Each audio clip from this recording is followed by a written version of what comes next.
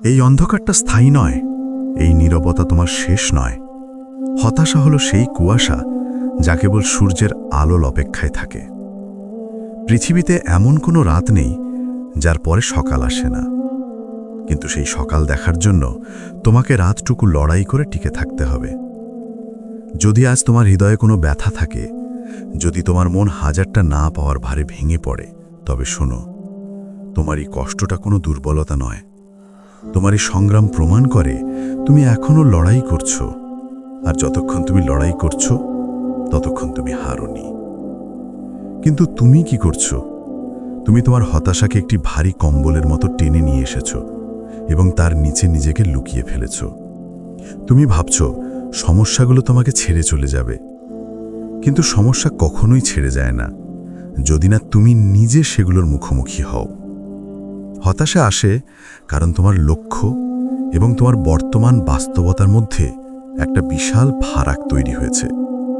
তুমি যা চেয়েছিলে তা পাওনি, তুমি যা হতে চেয়েছিলে তা হতে পারোনি। এই শূন্যটাই তোমাকে গ্রাস করছে।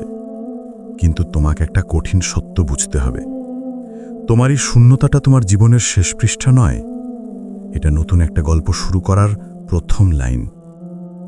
তুমি একবার কল্পনা করো, একটি মরুভূমি, সেখানে দিনের বেলা তাপমাত্রা এত বেশি যে সবকিছু শুকিয়ে যায়, আর রাতে তাপমাত্রা এত কম যে জমে যায়। এই চরম অবস্থা সহ্য করেও তবুও সেখানে কিছু বিশেষ গাছ জন্ম নেয়। তারা কেন জন্মায়? কারণ তারা জানে বেঁচে থাকার জন্য পরিবেশের কাছে আত্মসমর্পণ করা যাবে না, বরং সেই পরিবেশের সাথে লড়াই করে নিজেদেরকে পরিবর্তন করতে হবে। তোমার জীবনের হতাশা হলো সেই মরুভূমির চরম অবস্থা। তোমাকে এই চরম অবস্থার কাছে আত্মসমর্পণ করলে চলবে না। তোমাকে তোমার ভেতরের সেই বিশেষ গাছটা জাগিয়ে তুলতে হবে, যা জানে কিভাবে এই হতাশার মরুভূমিতেও টিকে থাকতে হয়। তোমার হতাশা তোমাকে দুটি জিনিস চুরি করতে চায়। এক, শক্তি। হতাশা তোমার সমস্ত মানসিক শক্তিকে নিচু তলার চিন্তায় ব্যয় করে। তোমার যে শক্তি দিয়ে তোমার স্বপ্ন পূরণ হতো, সেই শক্তি হতাশা শুষে নেয়। দুই, সময়। হতাশা তোমাকে বর্তমানে আটকে রাখে।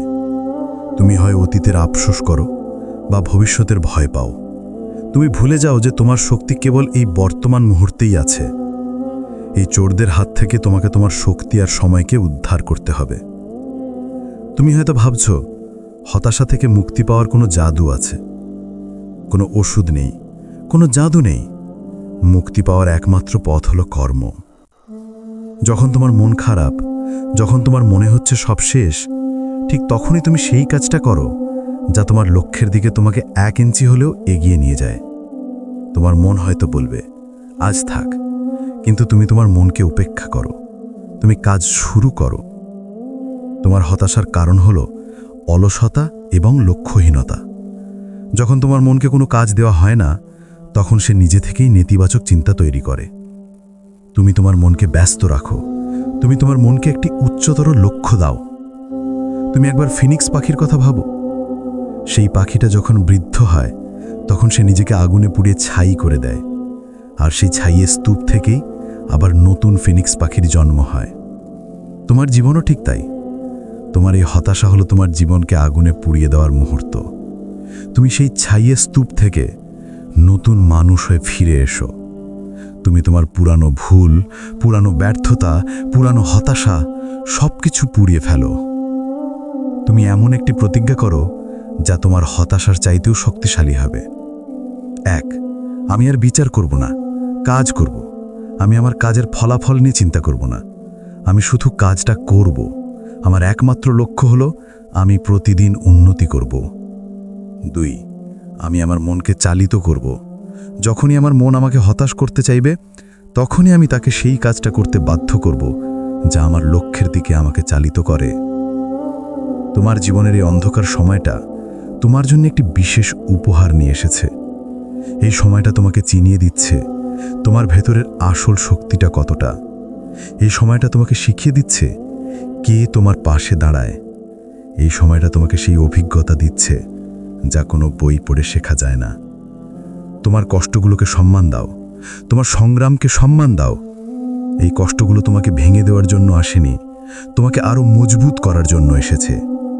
তুমি তোমার মনকে প্রশিক্ষিত করো। যখন তোমার মন হতাশ হয়, তখন সে কেবল সেই জিনিসগুলো দেখতে পায় যা তার কাছে নেই। তুমি তোমার মনকে সেই জিনিসগুলো দেখতে বাধ্য করো যা তোমার কাছে আছে। তোমার স্বাস্থ্য, তোমার সময়, তোমার ভেতরের ইচ্ছা, এই সম্পদগুলো তোমার কাছে আছে। তুমি আর অপেক্ষা করো না। তোমার জীবনের সবচেয়ে বড় পরিবর্তনটা এই মুহূর্তে থেকেই শুরু হবে।